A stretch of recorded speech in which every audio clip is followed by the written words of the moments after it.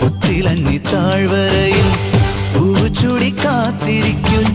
കന്നിമണി പെണ്ണെ നിന്റെ മാരൻ വരുമ്പോൾ ആരും കേൾക്കാതെന്റെ കാതിൽ ചൊല്ലി